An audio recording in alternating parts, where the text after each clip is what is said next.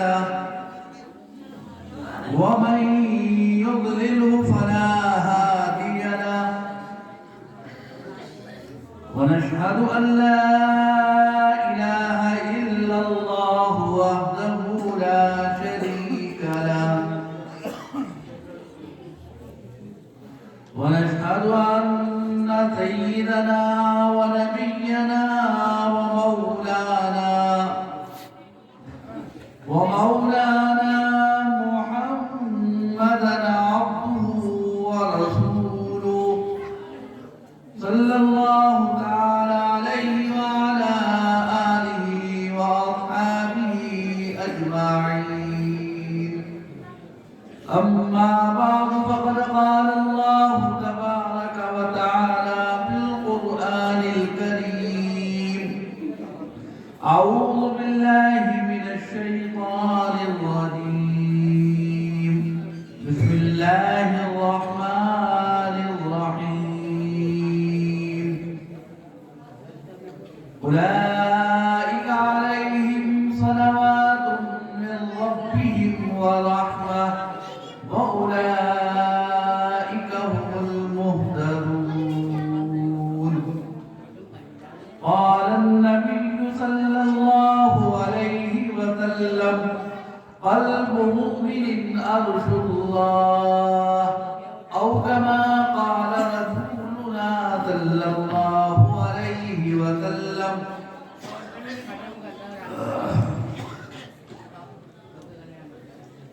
حضرات کرام،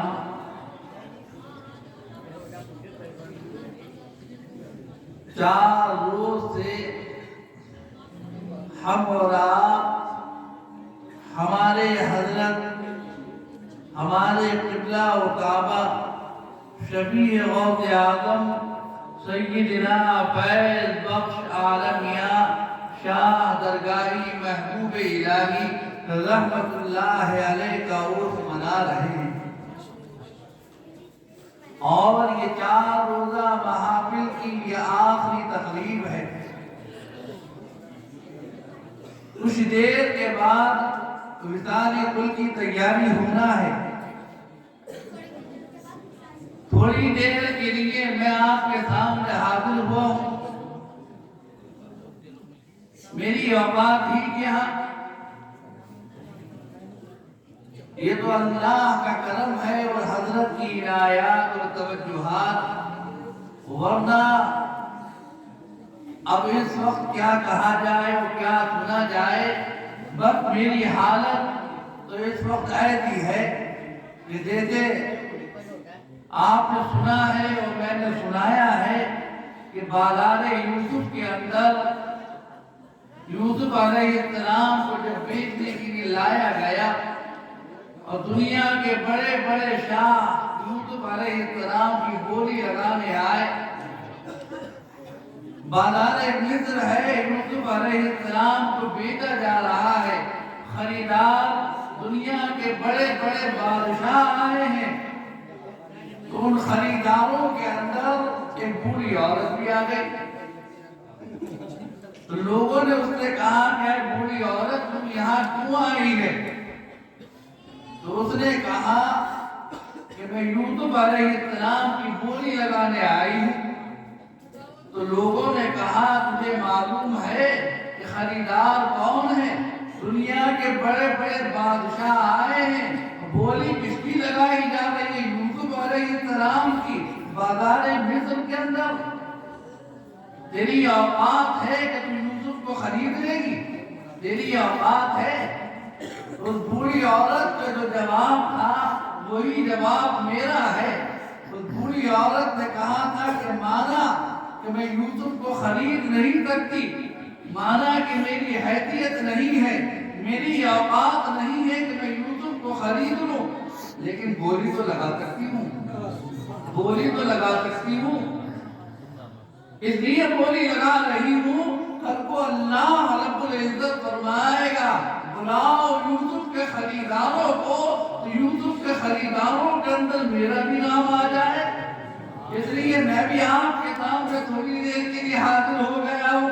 4 روزہ محافل کا اختتام ہے، اس لیے آ گیا ہوں کہ کہ جب روز قیامت بلایا جائے گا اور کہا جائے گا درگاہی بلاؤ اپنے کہنے والوں کو، بلاؤ درگاہی اپنے غلاموں کو، اپنے کہنے والوں کو، اپنے سننے والوں کو، تو کم از کم ان کی اس محفل کے اندر اس غلام کا بھی نام آ جائے اور اس دنیا کے اندر بھی بیڑا پار ہو جائے اور آخرت میں بھی کرم ہو جائے۔ تو حاضرین کرام، ہمارے حضرت سیدنا شاہ درگاہی محبوب الہی رحمت اللہ علیہ کی شان بہت اعلیٰ ہے، بہت اعلیٰ شان ہے۔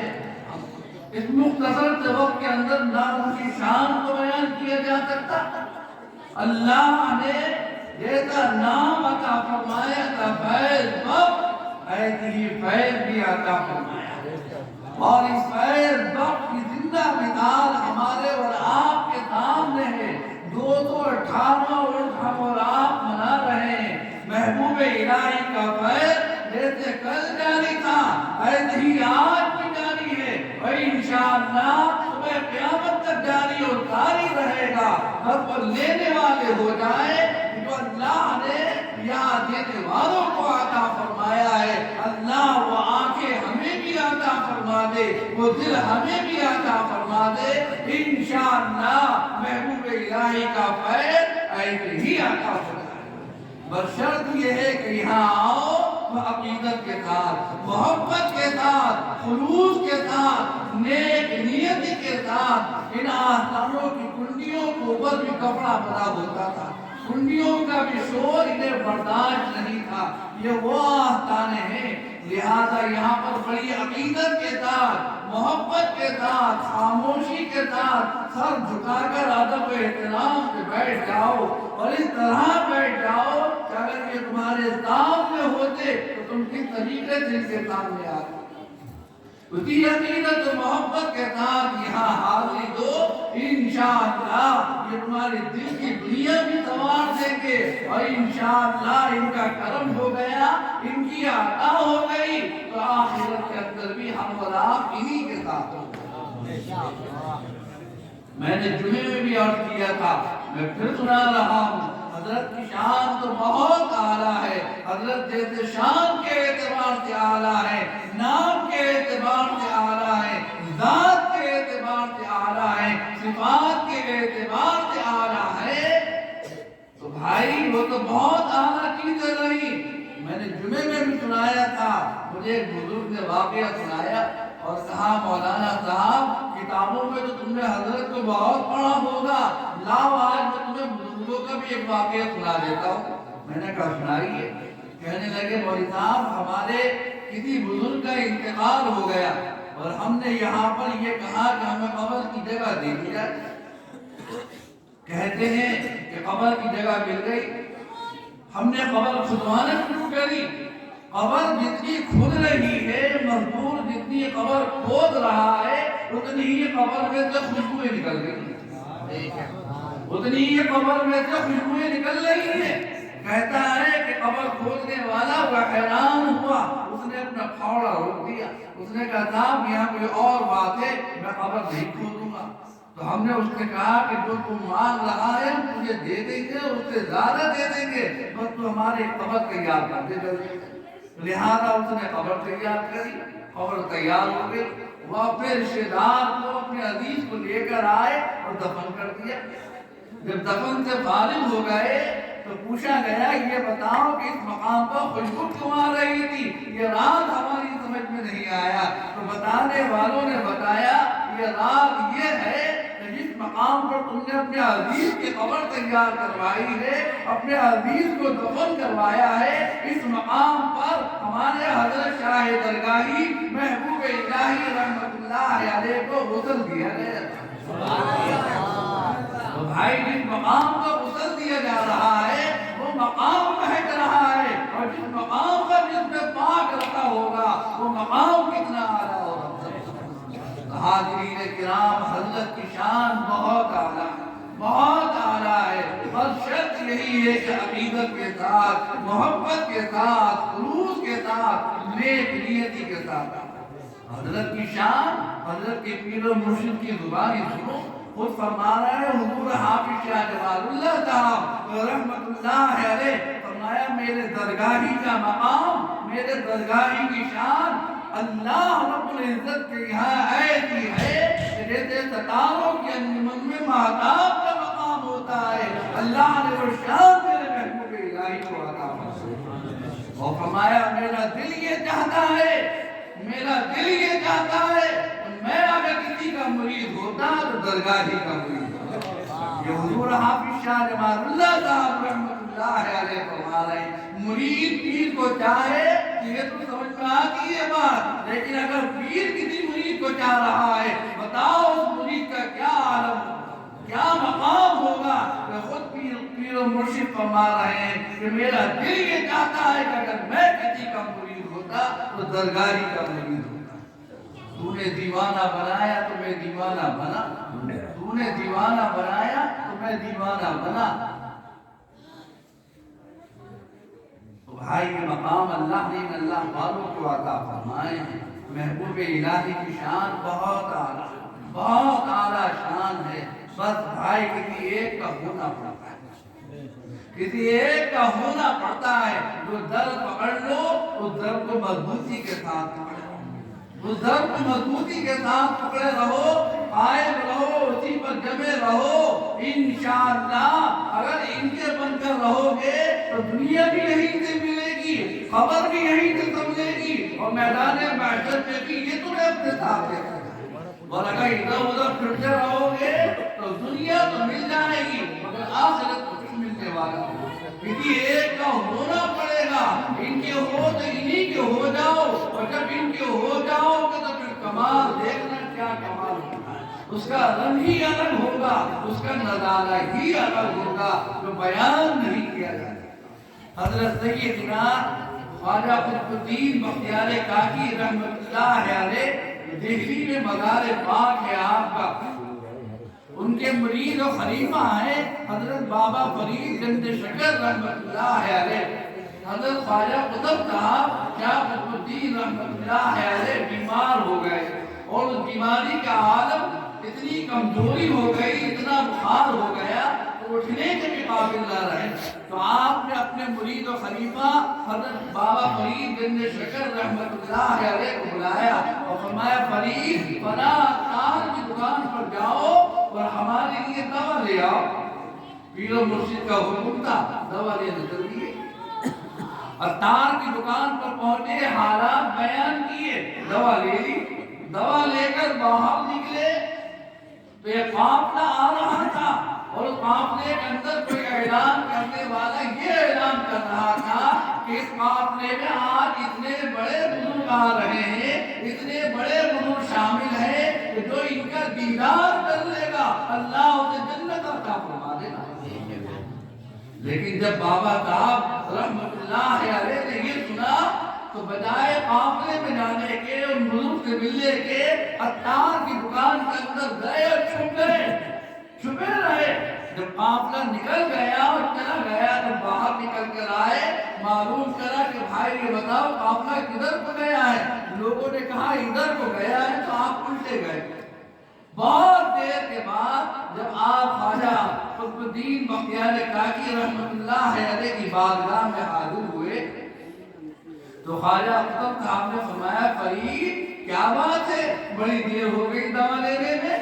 کہنے لگے حضور دوا تو میں نے لے لی تھی، لیکن حضور بات یہ تھی کہ قافلہ آ رہا تھا، اس میں کوئی بزرگ تھے، اعلان کرنے والا یہ اعلان کر رہا تھا کہ جو ان کا دیدار کر لے گا اللہ اسے جنت عطا فرما دے گا۔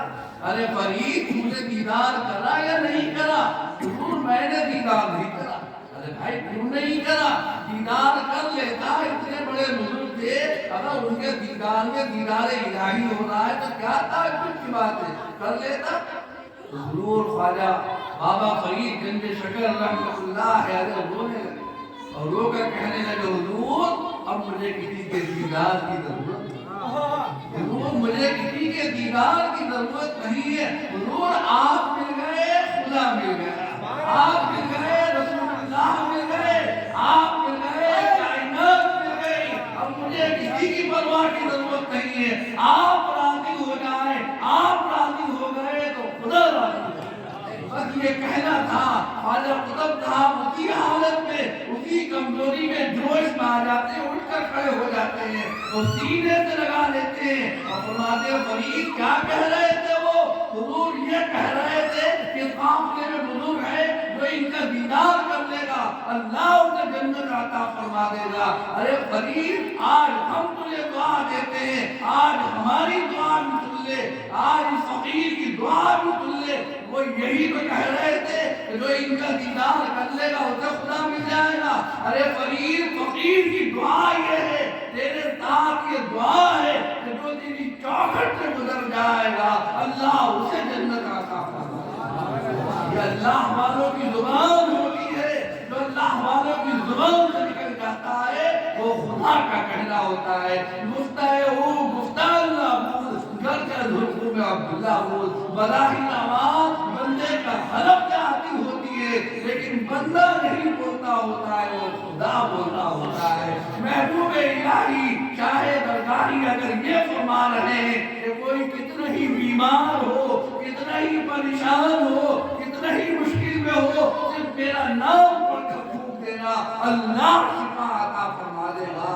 اللہ نے آپ کے نام پاک میں یہ تعظیم پیدا فرما دی، اللہ نے آپ کے نام میں یہ برکت عطا فرما دی۔ نہ جانے کتنے بیماروں کو شفا مل گئی، نہ جانے کتنے جادوگروں کو فائدہ ہو گیا، نہ جانے کتنوں کے جنات اتر گئے، نہ جانے کتنوں کے کاروبار بدل گئے۔ جس مقصد کے لیے حضرت کا نام پڑھ کر دے دیا گیا اللہ نے شفا عطا فرما دی۔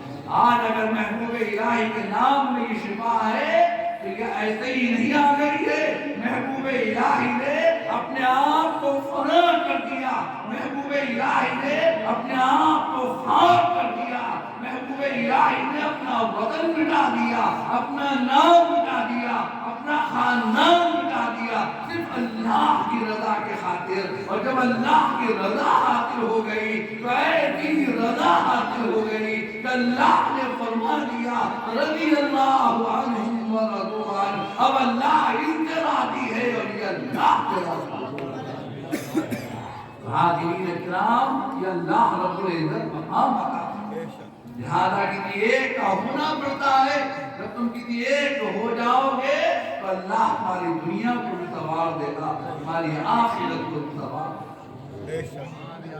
حضرت کے مرید یقین شاہ رحمت اللہ علیہ بڑی عقیدت و محبت رکھتے تھے، ہر وقت حضرت کے پہرے دار تھے، چوکیدار تھے، نہیں رہتے تھے، خدمت کرتے تھے۔ دو شخص آئے، ان دو میں سے ایک شخص نے یہ ارادہ کرا میں تو حضرت کا مرید ہوں، مجھے حضرت سے عقیدت و محبت ہے، میں حضرت کا مرید ہوں۔ دوسرے شخص نے دل میں یہ ارادہ کرا میں ایسے مرید نہیں ہوں گا، جب تک کہ میں حضرت کی کوئی کرامت نہیں دیکھ لوں گا میں مرید نہیں ہوں گا۔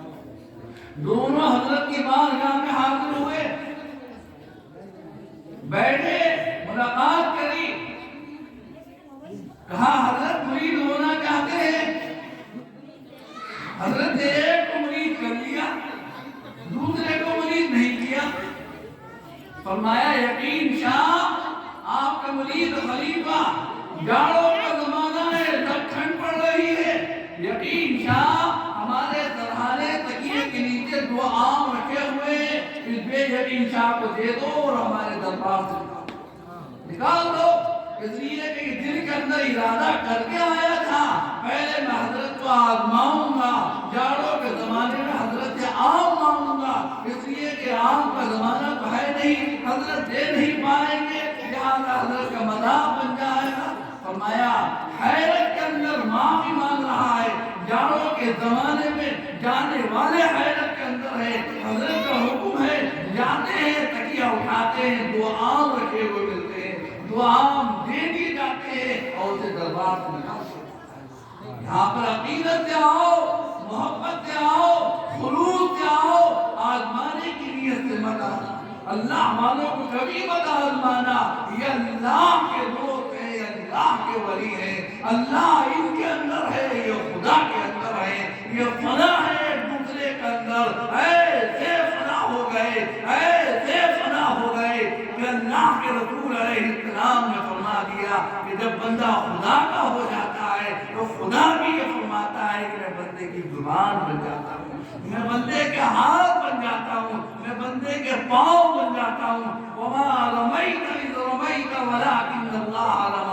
محمد مصطفیٰ جس وقت آپ کنکریاں اٹھا کر مار رہے تھے، بظاہر ہاتھ آپ کے تھے لیکن پھینکنے والا اللہ تھا۔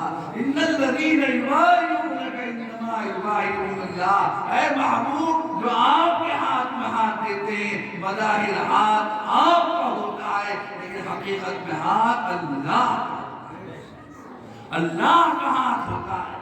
اس لیے ہم اور آپ اللہ والوں سے وابستہ ہیں، اللہ والوں سے نسبت رکھتے ہیں، اللہ والوں سے تعلق رکھتے ہیں۔ اس نسبت کو بیکار مت سمجھو، اس نسبت کو سنبھال کر، اس نسبت کو سنبھال کر رکھو۔ ٹھنڈ کا زمانہ ہے، جاڑوں کی سخت رات ہے، ہمیں اور آپ کو کون سی چیز یہاں پر لائی ہے؟ اگر دعوت نامے دے کر بھی بلایا جائے گا، کوئی پوری رات بیٹھنے کو تیار نہیں ہوگا۔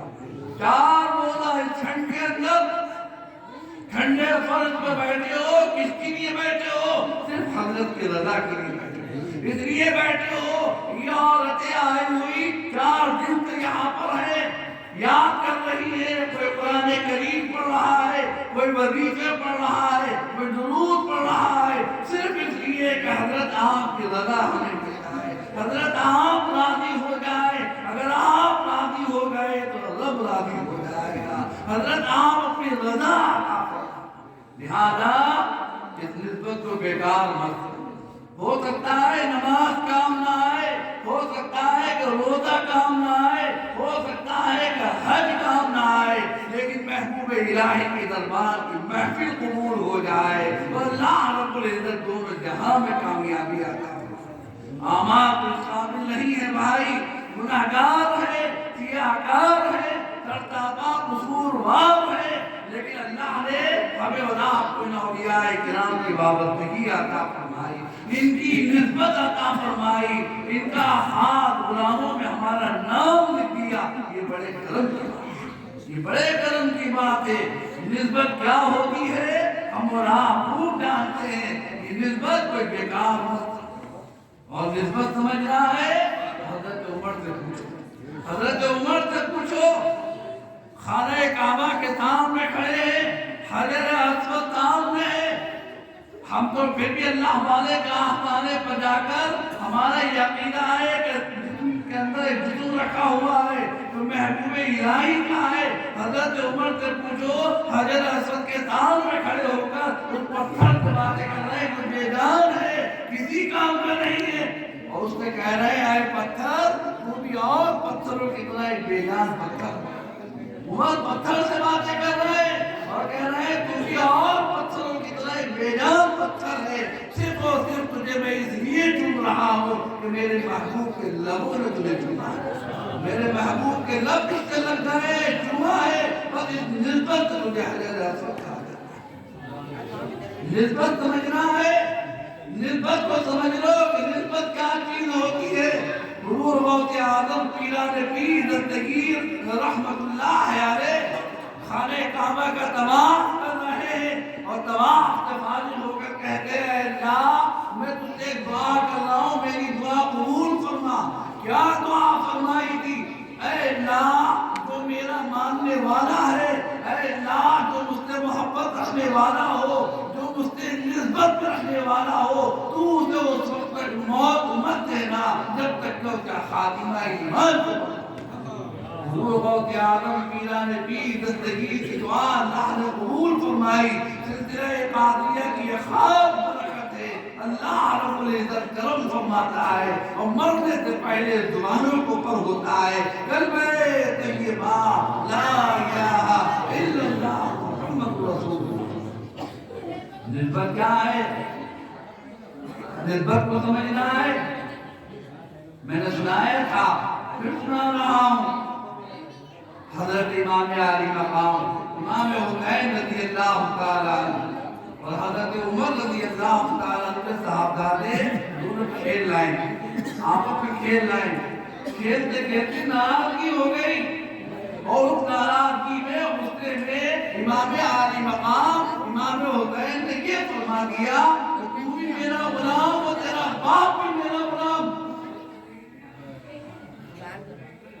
साहबजादे थे हजरत उमर इब्न खत्ताब रज़ी अल्लाह तआला अन्हु ने नागवार गुजरा कि ये क्या कह दिया कि तू भी मेरा गुलाम और तेरा बाप भी मेरा गुलाम।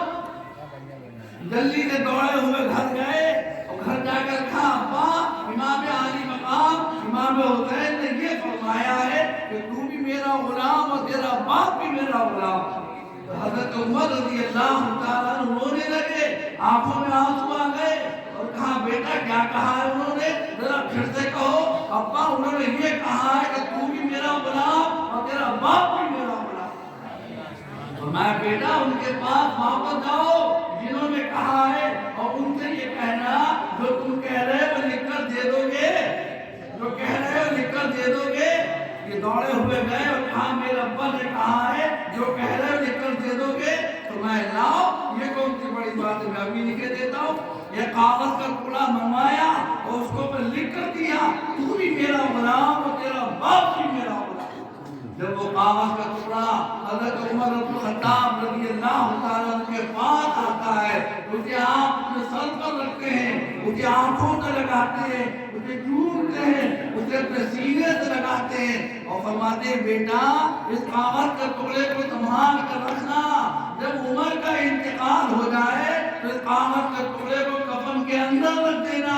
जब अल्लाह रब्बुल इज्जत फरमाएगा उमर क्या लाया है तो कह दूंगा ऐ पाक परवरदिगार आलम खाली नहीं आया हूँ, ऐ अल्लाह खाली नहीं आया हूँ, पंजतने पाक की गुलामी साथ लेकर आया हूँ, ऐ अल्लाह खाली नहीं आया हूँ। इमाम आली मकाम में लिख कर दिया है तू भी मेरा गुलाम और तेरा बाप भी मेरा गुलाम। ऐ अल्लाह गुलामी के सदक़े में पंजतने पाक के सदक़े में मेरी मग़फ़िरत फरमा दे, मेरे गुनाहों को खताओं को माफ़ कर।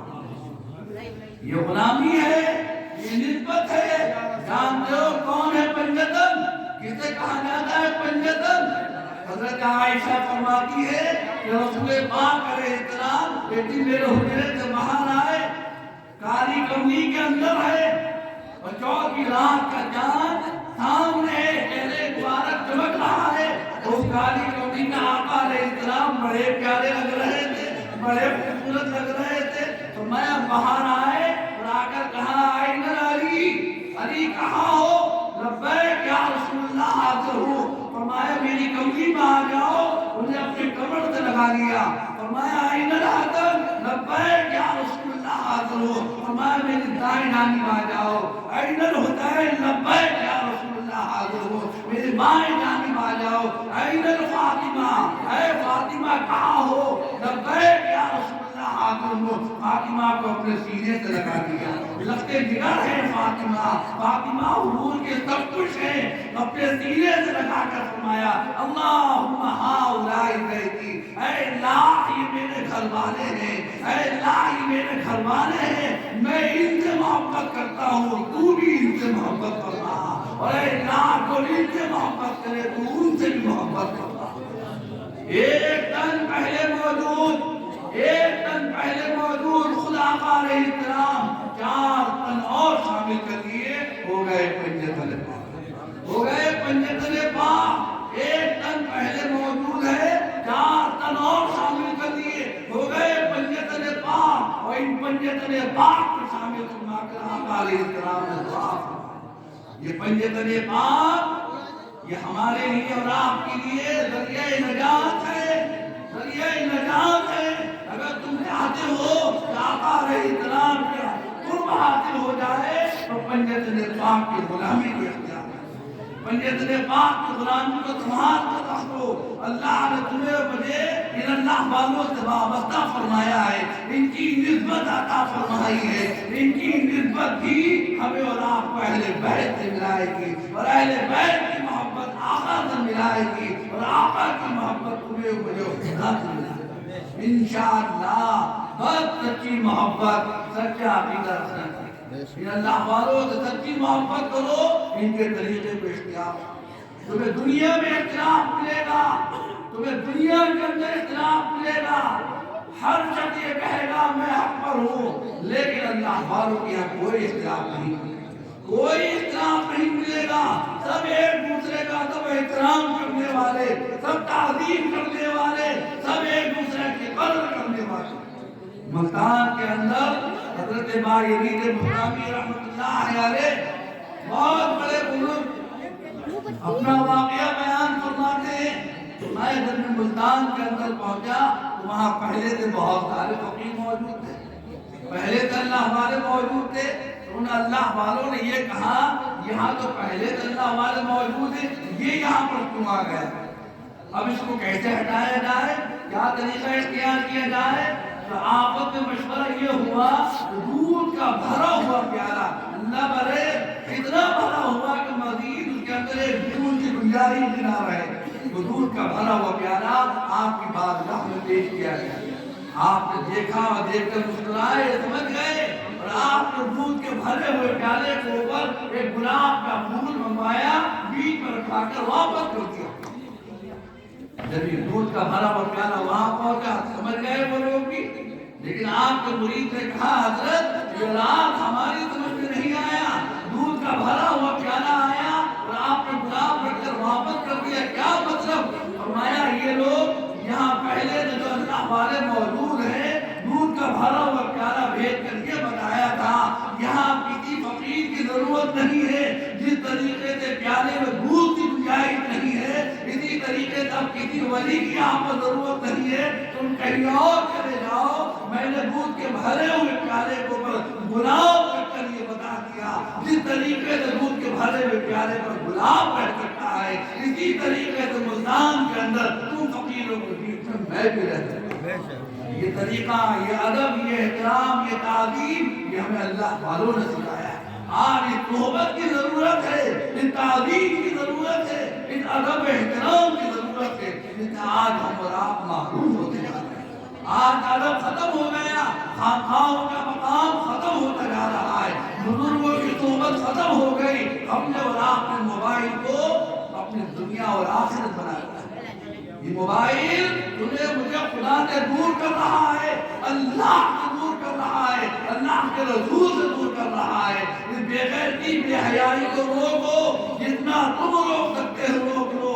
تم یہ سمجھ لو تم سمجھ رہے ہو، کوئی نہیں دیکھ رہا ہے، کوئی دیکھے یا نہ دیکھے لیکن اللہ تو دیکھ رہا ہے۔ وَمَن يَعْمَلْ مِثْقَالَ ذَرَّةٍ خَيْرًا يَرَهُ، ذرہ برابر بھی نیکی کرو گے اللہ اس کا بدلہ بھی تمہیں عطا فرما دے گا، ذرہ برابر تم برائی کرو گے اللہ اس کا بدلہ بھی تمہیں عطا فرمائے گا۔